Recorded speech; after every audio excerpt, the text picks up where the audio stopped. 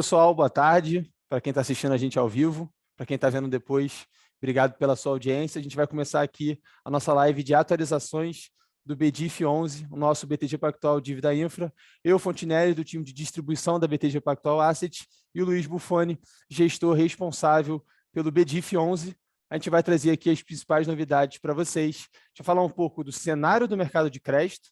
Depois a gente vai trazer o que o BDIF 11 tem feito nos últimos meses em relação à performance, em relação à carteira, em relação também ao link com o mercado de crédito. E, por fim, a gente vai terminar trazendo, olhando para o futuro, o que a gente está vendo para o BDIF em termos de portfólio, atualizações e o que o gestor aqui, o Luiz Buffoni, está trazendo aqui de novidades para a gente quando a gente vê esse ativo. Então, Luiz, obrigado pela sua participação. Vamos começar já passando a bola para você para a gente falar um pouco de mercado. O que você tem visto aí no mercado de crédito, principalmente aí depois da virada do ano, teve o caso Americanas que impactou o mercado de crédito em geral, não só o mercado de debêntures incentivadas. Então, você pode trazer um pouco mais de dados para a gente, como é que você está vendo o mercado atualmente? Claro, Rodrigo. Bom, pessoal, boa tarde, obrigado aí pela audiência.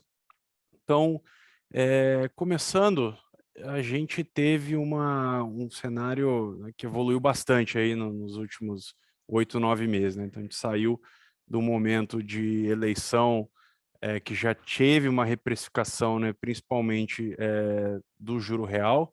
Então, quando a gente olha, até esse gráfico aqui é muito legal, que ele mostra, né, o spread em CDI e em IPCA+, né, então dos títulos, tanto o CDI quanto o título público da NTN-B, e a gente viu que já em setembro, a última vez que a gente tinha falado com o mercado, ele já estava, né, o juro real já estava no nível um pouco maior, precificando esse risco, essa incerteza política que a gente estava vivendo.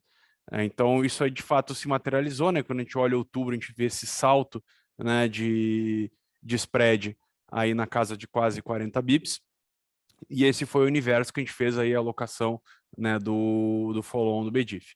Então, de lá para cá, a gente teve algumas forças aí um pouco contrárias, né, ao mercado. Teve uma incerteza macro muito maior, né, isso fez com que o DI subisse, na expectativa de DI, na verdade, ficasse mais alta por mais tempo. Então, isso impactou um pouco as expectativas. A gente teve também, acho que o principal fato, né, foram os eventos de crédito de Americanas e Light. Isso aí trouxe, né, junto com a desaceleração econômica, um cenário bem pior para o mercado de crédito. Então, acho que todos os mercados sofreram, né, tanto o mercado de equity já veio um pouco mal, e o mercado de crédito, que estava numa toada um pouco melhor, teve essa reprecificação. E ficou assim desde então, né? Então, a gente tem visto desde então, que é o próximo slide, na verdade o slide anterior, aí, ele é o fluxo que a gente teve em fundos de crédito, né? Esse fluxo ele foi bem negativo após o evento de Americanas. Então, e o nosso mercado de crédito, todo mercado mas o nosso é mais técnico. Então, quando o dinheiro começa a sair, né, os gestores têm que vender, principalmente os que têm fundos abertos, eles precisam vender as posições mais líquidas, né, e começar a fazer caixa para poder pagar esses resgates. O que isso significa? Significa que o spread sobe. Então, né, sempre tem essa relação, né? Esse evento aqui, né, o fato de estar saindo dinheiro, né, ou da perspectiva que vai sair dinheiro da indústria em montantes relevantes, façam que a gente veja aquele aumento do prêmio que a gente mostrou no slide anterior. Como isso se reflete na prática, né? Quando o spread sobe, o preço ele cai, né? Então a relação é inversa. Então, quando a gente olhando um pouco a indústria de fundos de debêntures incentivadas, que tem aí um prazo médio de 5 anos, uma conta rápida para saber aí qual é o impacto, vamos dizer aí que teve uma abertura de 100, nesse último caso aqui, 100 bips, né? Então foi de aproximadamente 100 para 200, né? Isso aí, vezes o prazo médio, dá o impacto que é sentido no preço. Então, isso aí dá 5% para trás, né? Então, o mercado só nesse evento de Americanas né, nessa reprecificação, sofreu na média 5% negativo. Quando a gente olha desde a época da eleição, isso aí chega a 7,5% ou até 10%, dado que esse salto foi maior, né? Então, dito tudo isso, né, a gente vê que neste momento o mercado começa a ter uma certa inflexão, né? A gente está começando a sentir um pouco melhor aí os fluxos, né? Um pouco mais de demanda. Então, isso também pode ser visto nesse gráfico aí, que os resgates têm diminuído, e isso faz a indústria ser mais saudável como um todo. O BDIF sofre menos, né? A gente vai falar isso um pouco mais para frente, mas lembrando, né? Fundo fechado não sofre resgate. Então, obviamente, como os outros fundos sofrem resgate, eles vendem os ativos, né? Acaba tendo um impacto negativo de marcação a mercado, mas ele é transitório, porque a gente não realiza essa perda, porque a gente não precisa vender, né? Então, isso acho que é importante avisar.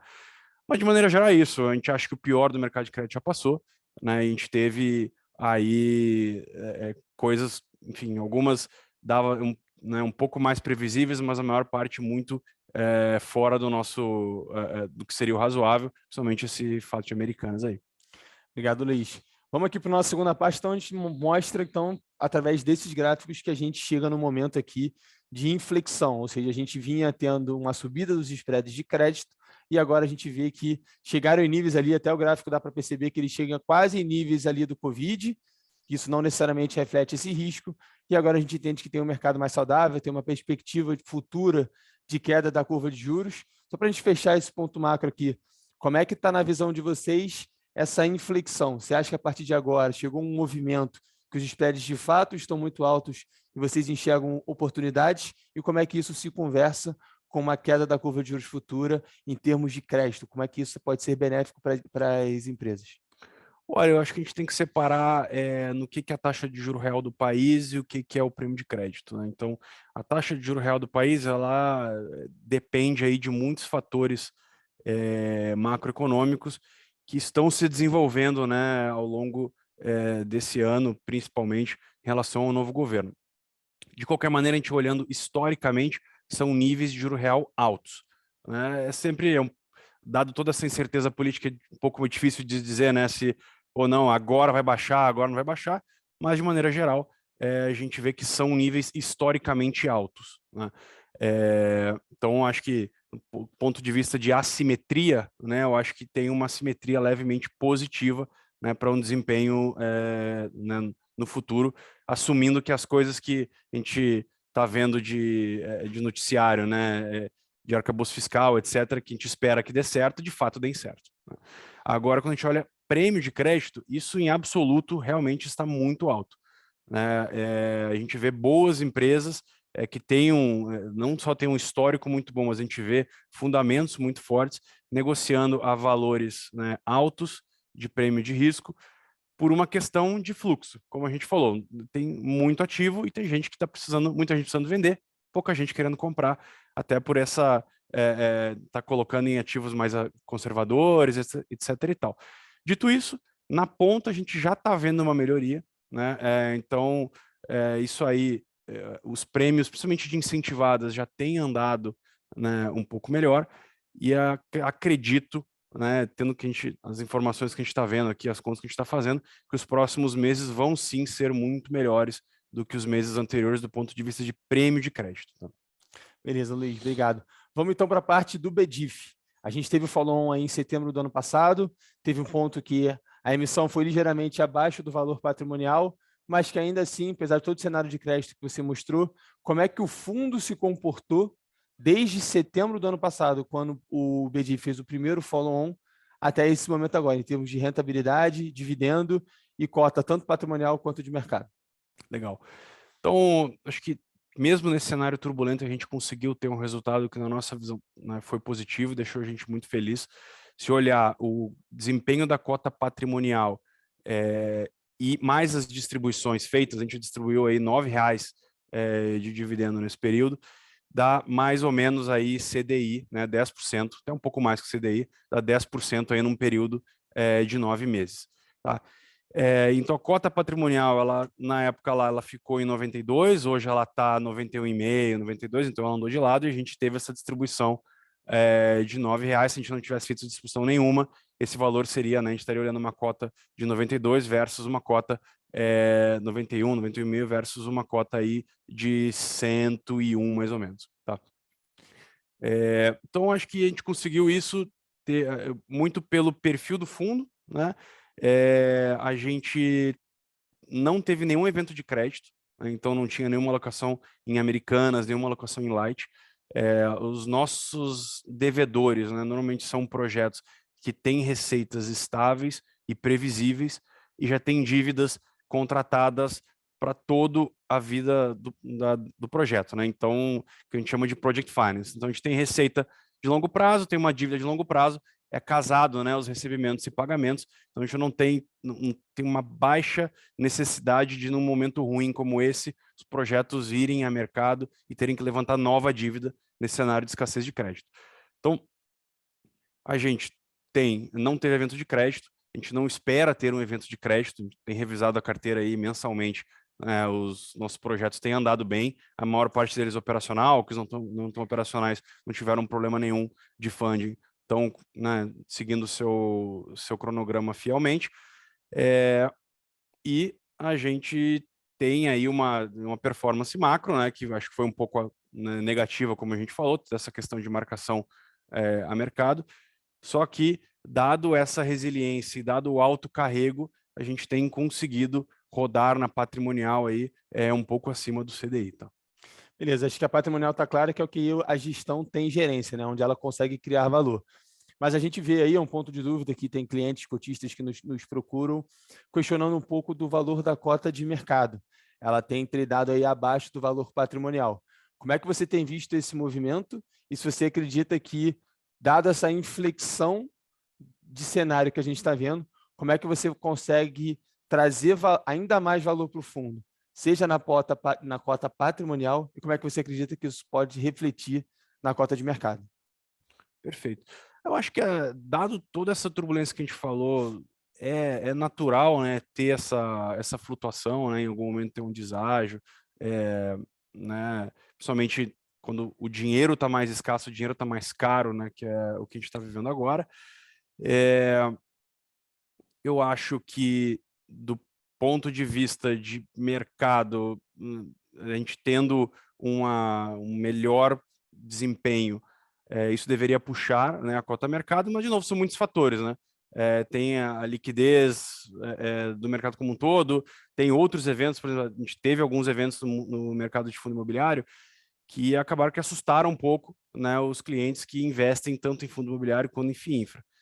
Teve o evento de crédito específico de Americanas, faz o pessoal, né, fique um pouco mais receoso referente ao que está dentro do portfólio do fundo, né, e aí isso faça com que, né, perceba-se, né, perceba-se um prêmio maior, né, um deságio maior, né, nessa negociação da cota. Mas acho que a nossa visão, como eu falei, né, a gente teve uma performance boa, entrando um pouco já nas perspectivas. A gente está absolutamente tranquilo com o nosso portfólio, né? A gente, durante esse período, não fez nenhuma alocação nova, a gente reteve, né, o caixa e manteve as alocações atuais, que é o nome que a gente conhece, que está bem estruturado, etc. A gente começou agora a gerar um pouco mais o portfólio, e a nossa ideia é, né, gerar valor via cota patrimonial, e aí eu acho que a médio prazo isso se ajusta, né? Então, seja via uma recuperação da cota a mercado, seja uma distribuição maior do ponto de vista patrimonial. A nossa ideia aqui, né, até lembrando, sempre toda a rentabilidade que o fundo tiver a médio prazo, a gente pretende distribuir aos nossos cotistas, tá? Então, a gente está num momento que é o momento de aumentar a nossa cota patrimonial, né, dado todos esses eventos que a gente teve, que a gente falou, cenário macro um pouco mais pressionado, marcação negativa, etc. Então, agora na nossa visão, vamos aumentar um pouco o patrimônio do fundo, para a gente, num momento aí que talvez não tenha tantas oportunidades de investimento assim, a gente possa optar aí por gerir esse capital de uma forma diferente. Beleza, maravilha. Vamos falar de outra dúvida que surge muito dos nossos cotistas, que é a questão de rendimento. Você falou aí, vamos sendo bem específico, desde setembro do ano passado, quando foi feito o follow-on, você pagou na casa de R$ 9,00 por cota e em 9 meses, em 8 meses. Vamos lá, grosso modo, 1% por mês, que é uma rentabilidade em linha com o CDI. Como é que você geriu esses proventos ao longo do tempo? Como é que está o carrego do fundo? E já entrando nas perspectivas, como é que você espera pagar para o cotista que hoje é cotista do BDIF daqui para frente? Como é que está a questão na cabeça da gestão do yield do carrego do BDIF? Legal.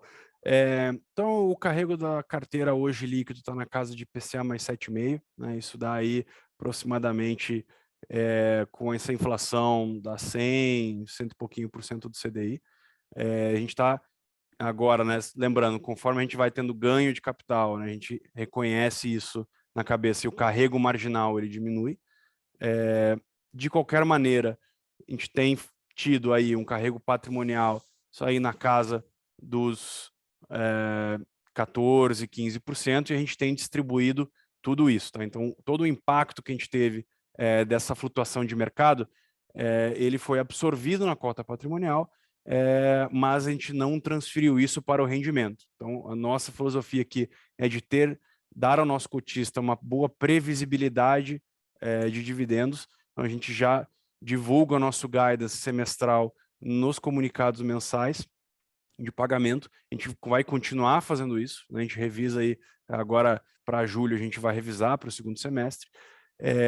A nossa cabeça é continuar com esse target aí de 14%, 15% de retorno de dividend yield anualizado, que na nossa visão é um retorno extremamente atrativo, né, para quem busca um produto de renda isento. Acho que tem uma alta competitividade aí, tanto de FIINFRAs quanto de fundos imobiliários. Tá? Legal, eu trouxe aqui o fundo, o site, que eu queria que você mostrasse para a gente. O cotista que tem interesse em saber mais informações do BDIF. Rola muita pergunta de como ele consegue ler a questão da taxa equivalente, da patrimonial para a taxa de mercado, que é o que a gente está mostrando aqui à direita no canto inferior. Como é que o cotista hoje que compra o fundo deveria ver a taxa equivalente da patrimonial para a taxa equivalente de mercado? Quem compra isso poderia comparar com o quê? E até depois a gente faz o gancho para a questão do preço. Legal. Sobe aí um pouquinho só para mostrar o começo. Então a gente começa aqui, né, mostrando o que é o preço negociado na B13 e o que é a cota patrimonial. Então o preço B13 é o preço de tela, né, então com o delay de 15 minutos normal, e a cota patrimonial é de fechamento do dia anterior, tá? Que é normalmente o valor mais recente, né? Então os fundos eles são marcados somente uma vez ao dia, já a cota de bolsa é negociada o tempo todo. Então, logo embaixo é o duration nada mais é do que o prazo médio, né? Então é o prazo médio que os nossos ativos devem devolver o nosso capital, né? E aquela continha que eu tinha feito, né? Então, quando a taxa sobe ou desce, a gente pega essa variação da taxa, multiplica por esse número aqui e dá mais ou menos qual é o ganho ou perda esperado. Tá? Então, só para vocês terem noção, né? Se a gente, nessa forma aqui, se a gente tivesse um fechamento de 100 bips, ou seja, a taxa vai de 7,5 para 6,5, por exemplo, a taxa média do portfólio, isso aqui teria um ganho de quase de 5,8% na cabeça. Tá? Então, descendo aqui. Bom, market cap patrimônio, acho que isso é tranquilo. Volume negociado, a gente coloca o volume aqui em cotas, então isso aqui é o que teve de negociação no dia. Então, multiplicando ali pelo número, pelo valor da cota de mercado, tem-se uma ideia de liquidez. Então, aqui teve hoje negociado um pouco menos de R$ 2 milhões. E a gente chega na taxa equivalente patrimonial em mercado. Taxa equivalente patrimonial é o valor, né, a taxa líquida de carrego do fundo. Então, se eu pegar o portfólio do fundo, né, quanto que cada posição vai contribuir, né, com carrego. Carrego né, o ganho diário que se espera. Então, isso aqui é analisado naturalmente, mas os ativos eles são precificados, né, com todo dia ele anda um pouquinho. Né, todo dia ele é remunerado um pouquinho, e a remuneração diária seria o equivalente ao ano desse IPCA mais 7,5. Quando a gente vai para a taxa de mercado, ela é basicamente o que seria hoje, né, um ativo equivalente a alguém que está comprando essa cota no preço da B3. Então, eu posso dizer que a taxa equivalente da patrimonial é quanto que você gerou de valor. A taxa equivalente de mercado é quem tem interesse em entrar e investir através do BDIF estaria comprando o equivalente a uma debênture hoje que estaria pagando a IPCA mais 9,18 isento. Seria isso? Com algumas diferenças, mas a analogia é válida. Vamos descer ali para a tabelinha, que eu acho que ela mostra um pouco melhor. Bom, fazendo a tua analogia, né? O cara, se eu tenho uma debenture que hoje ela tem um preço na curva, né, de R$ 1.000. A analogia que a gente está fazendo aqui a cota patrimonial é como se fosse, né, essa debenture na curva. Então é isso, né, quem compra a debenture na curva ganharia o seu IPCA mais 7,5. Só que como o mercado tem um deságio em relação à cota patrimonial no momento, é como se estivesse comprando mais barato. Então, né, em vez de, se eu estivesse pagando, é o mesmo ativo, só que em vez de estar pagando R$ 1.000, está pagando R$ 950. Então, traduzindo isso para o fundo, é isso. A gente olha ali, a gente tem hoje, se a gente pegar o preço patrimonial, que é 91,5, que nem está na tabela aqui, daria uma taxa equivalente de IPCA mais 7,5. Só que como a gente está comprando mais barato, né, essa diferença, quando a gente traduz em taxa, é como se a gente estivesse comprando um novo ativo a IPCA mais 9. Beleza, vamos aqui para até uma dúvida que já surgiu. E uma questão de mercado vou trazer esse gráfico aqui. Ele é dos últimos 12 meses, mas eu vou mostrar para quem entrou lá no começo como é que está em relação ao CDI. E uma pergunta que rola por que aqui, Buffoni, depois de setembro, quando a gente teve o follow-on, deixar até um pouco mais destacado aqui, a cota patrimonial, por que o rendimento de quem investiu no fundo, aqui refletido na cota de mercado e na patrimonial, ele perdeu o rendimento, mas agora ele está acima do CDI? A pergunta por que você acredita que a cota do BDIF caiu tanto desde setembro para cá? E como é que a gente consegue recuperar isso? Perfeito. Bom, eu acho que em setembro a gente tem, olhando, né, a cota, primeiro a mercado, depois a patrimonial. A cota mercado em setembro, ela, né, tanto pré ou pós-follow-on, ela andou estável. Conforme a gente começou a ter um pouco mais de preocupação com esse cenário macro que a gente falou, a gente começou a ver um fluxo negativo de venda, né, que fez com que tivesse, né, essa pressão vendedora e essa queda do valor. Então, o deságio, que era praticamente zero em setembro, ele acabou aumentando, né, ao longo, principalmente em dezembro, no final do ano, e isso se manteve de lá para cá, em parte aí devido a esse cenário que a gente acabou de falar. Quanto à cota patrimonial, né, a gente teve no follow-on, né, a emissão, a pré-follow-on, a cota patrimonial era 94, pós-follow-on, a cota patrimonial ficou em 92, né, dado que a emissão do follow-on foi um pouquinho abaixo, né, o preço de integralização do follow-on foi um pouquinho abaixo da cota patrimonial na época. E aí, dali para frente, a gente, como falou, teve um cenário macro um pouco mais desafiador, então demorou um pouco mais, né, para a gente ter essa retomada. A gente sofreu, como a gente falou, esse cenário macro que piorou, então as taxas da NTNB abriram, o prêmio começou a abrir um pouquinho. Naquele momento a gente ainda conseguiu fazer boas alocações, só que o mercado ficou andando, primeiro andou de lado, em janeiro desabou, né, devido a esse evento exógeno de Americanas e também, né, um cenário global macro que inspirava, né, um pouco mais de risco. E agora, como a gente falou, recentemente a gente tem visto um desempenho melhor do mercado de crédito, até fica claro ali, né, nessa subida aí das últimas semanas. E esse aí é basicamente o ponto de inflexão que a gente comentou aqui, que a gente acredita estar acontecendo agora. Tá? Então, quando você falou ali que o fundo pagou R$ 9 de dividendo durante esses 8 meses. Então, o dividendo ali foi acima do CDI.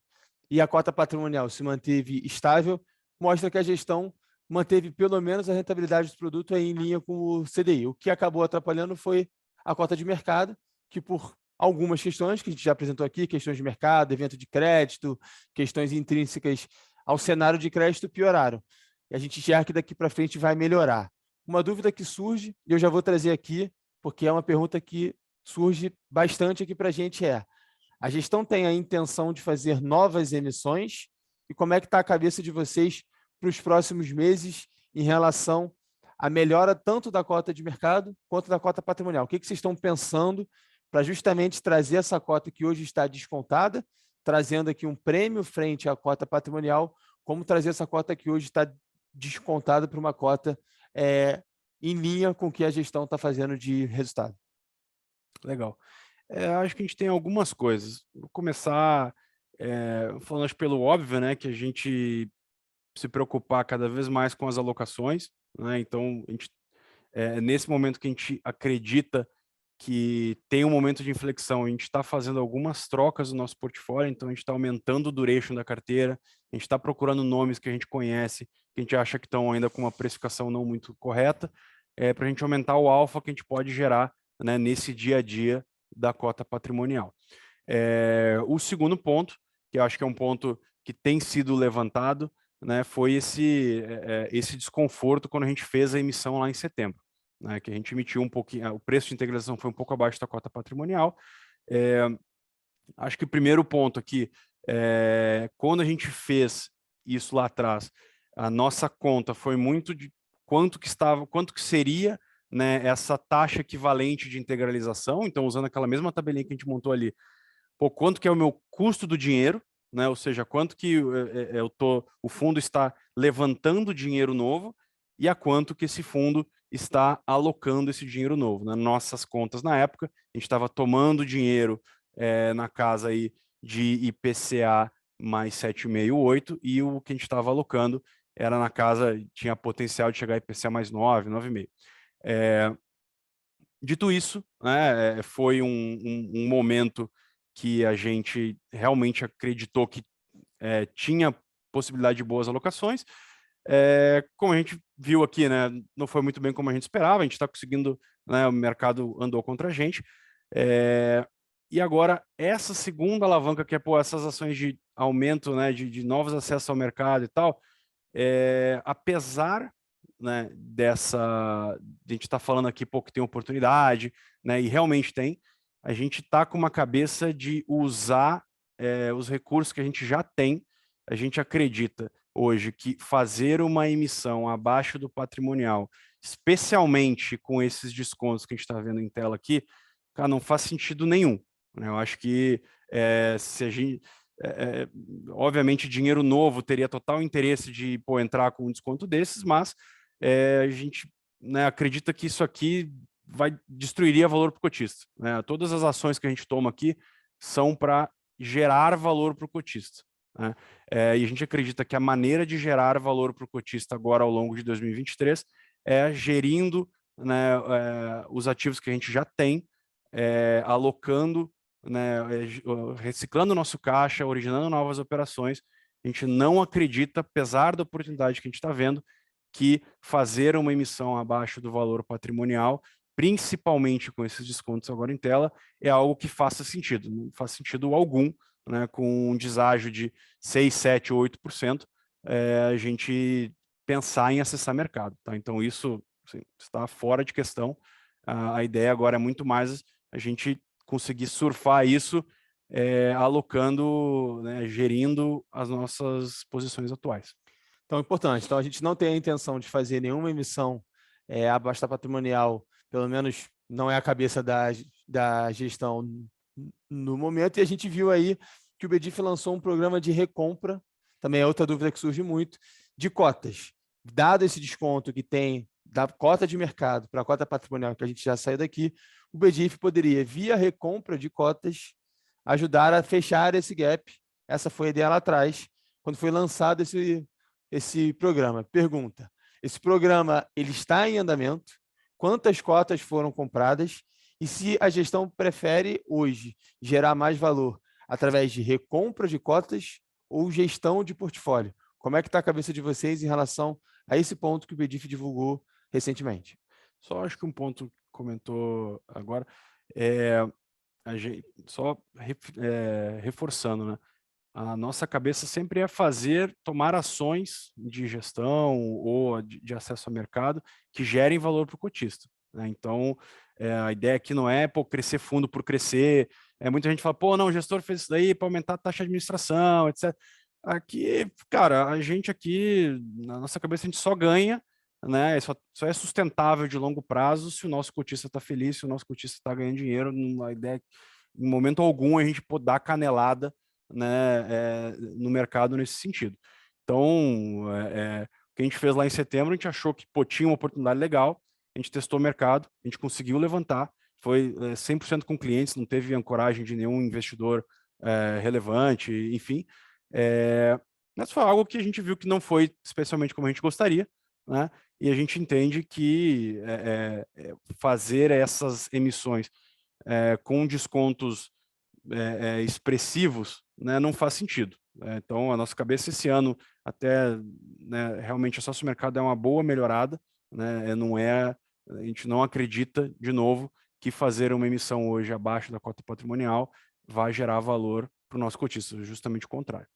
Dito isso, tem essa terceira alavanca que tu comentou, que é a recompra de cotas. Então, lembrando que a gente conseguiu essa dispensa ano passado, a gente abriu o programa recentemente, faz um mês e meio, mais ou menos. Até hoje a gente comprou um total de uma cota, tá? Essa uma cota, ela foi comprada num teste operacional, tá? Então a gente queria realmente testar o mais rápido possível, porque ninguém nunca fez, né? A gente é o único fundo até hoje que tem essa dispensa, até onde eu sei. E é tudo novo, né? Não tem ninguém que nunca fez, né? Fundo imobiliário, até por uma questão tributária, não pode fazer e tal. Então a gente fez esse teste, alinhamos operacional, né? Teve que fazer todo um procedimento interno aqui, nosso junto com a B3, e tudo funcionou muito bem, né? Então acho que isso aqui, essa parte operacional está vencida. Daqui para frente, a gente está com o programa aberto. Esse programa ele pode ficar aberto por 12 meses.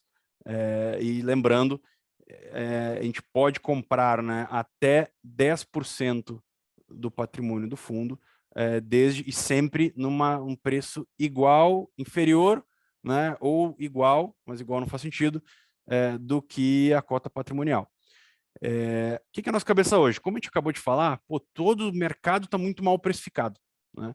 Então, a nossa cabeça agora de curto prazo é muito mais a gente refinar as nossas alocações, né, para que a gente possa primeiro surfar aí essa retomada que a gente, né, falou que acredita estar acontecendo. O mercado hoje está pouco líquido, então para a gente vender, para a gente poder fazer uma recompra, a gente teria que vender papéis a mercado, papéis que a gente acha que estão muito baratos. Então, a nossa cabeça, num primeiro momento, é focar mais na alocação, né, e a gente, no futuro, com o mercado com preços um pouco mais racionais, do ponto nas debêntures, né, nos ativos, e agora o nosso passivo continuar descontado, aí acho que a principal alavanca de valor deixa de ser a alocação e torna-se a recompra. A nossa visão é que esse desconto é um deságio de 6, 7, 8%, cara, não faz sentido nenhum, dada a qualidade dos ativos que a gente tem. Tá, maravilha. Então, acho que na cabeça da gestão a ideia é continuar gerindo o portfólio, gerando valor, aumentando a cota patrimonial, melhorando a comunicação, por isso que a gente está aqui hoje com o mercado e fazendo com que esse preço de mercado converja para o preço de patrimônio, que é o que o gestor consegue fazer. Então, a gente endereçou aqui novas emissões, não temos nenhuma ideia de fazer novas emissões, dado o preço que a gente tem hoje. A gente quer gerar valor para os nossos cotistas. O programa de recompra, apesar de ter sido feito, ele não foi posto em prática, uma vez que a gente vê oportunidade mais nos papéis do que na recompra dos ativos hoje. E como é que está a cabeça da gestão, você já também explicou, de dividendos para o futuro, como é que está o guidance aí da cabeça para a gente pagar dividendo nos próximos dias? O que o gestor que compra BDIF hoje, ele pode esperar em termos de apreciação de cota e dividendo, que é o que também no final do dia que move ele a comprar o ativo. O que ele pode esperar desses dois vetores, dividend yield e preço de cota? Bom, dividend yield, nos próximos meses, a gente pretende continuar distribuindo o carrego das posições, né, que nos últimos meses resultou nesse yield aí de 14%, tá? Então acho que esse é um guidance que a gente vai perseguir. Cara, quanto à apreciação de cota, é difícil de falar, né? Mas, como a gente falou, tendo essa inflexão e essa recuperação do mercado de debêntures incentivadas, isso deveria trazer ganhos patrimoniais acima do carrego, né? Então, realmente se configurando esse cenário que a gente acredita ter identificado, isso deveria trazer, né, marcações a mercado positivas e, consequentemente, ganhos patrimoniais acima do carrego para o fundo. Vou até te dar uma provocada. Se a gente trouxer ganhos patrimoniais acima do carrego do fundo hoje, ou seja, a cota patrimonial subir mais do que a cota de mercado, vocês podem vir a pagar mais dividendos para poder devolver, não na forma de preço patrimonial, mas sim na forma de dividendos, um retorno até acima desses 14%? Como é que está a cabeça em relação a isso? Não é uma promessa, mas pode ser aí um direcionamento interessante?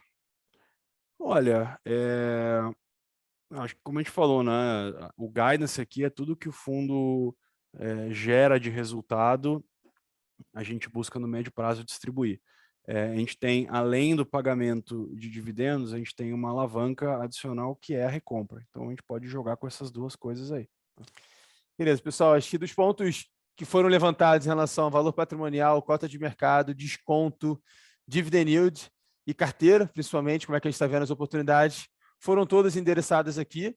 A gente agradece a participação de vocês. A gente vai ter esse vídeo aqui também publicado no nosso canal do YouTube nos próximos dias. E tendo novas atualizações, a gente volta aqui para trazer para vocês também. Obrigado, Luiz. Obrigado a todo mundo que participou. Obrigado, Rodrigo. Obrigado, pessoal. Boa noite.